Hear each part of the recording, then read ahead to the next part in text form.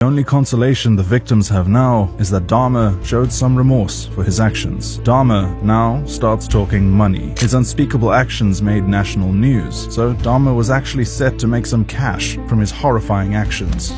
If there is ever any money, I want it to go to the victims' families.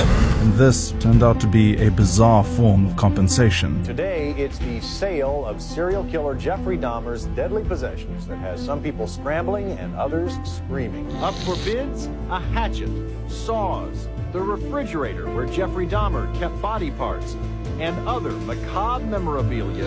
As well as the victims' families, there were other people Dahmar wanted to apologize to. The judge in my earlier case tried to help me, and I refused his help, and he got hurt by what I did.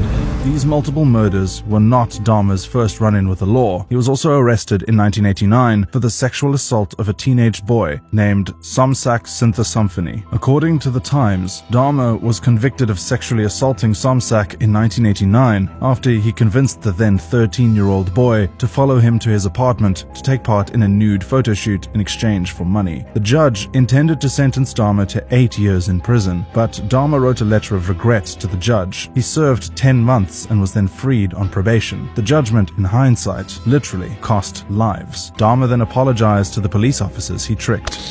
I hurt those policemen in the Conorak matter, and I shall ever regret causing them to lose their jobs. When Dahmer was on probation, he began luring teenage boys into his apartment once again. Police were alerted to a naked and bruised Asian boy roaming through the streets. He was drunk, and they thought that he was Dahmer's boyfriend. So, they returned him back to Dahmer. Dahmer killed him later that night. It is contained in the front page of the Milwaukee Journal this afternoon, the headline reading, "Police were in the Dahmer apartment." This was May 27th, nearly 2 months before the first bodies were found there. The boy's name was Conorak Symphony, the brother of the very person Dahmer was on probation for assaulting earlier. Emotionless. This response is, sadly, as emotional as Dahmer ever got. In his previous court appearances, he showed little emotion whatsoever. It was a classic poker face. This was in July 1991, shortly after his arrest. Mr. Dahmer, you're charged with 4 counts of first-degree intentional homicide. If convicted of each of those counts, you face a term of life imprisonment. You're also charged with habitual criminality.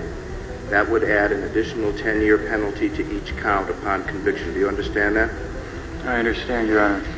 A few months later, when more victims were found and charged against him, he still retained his expressionless face. The media was perplexed.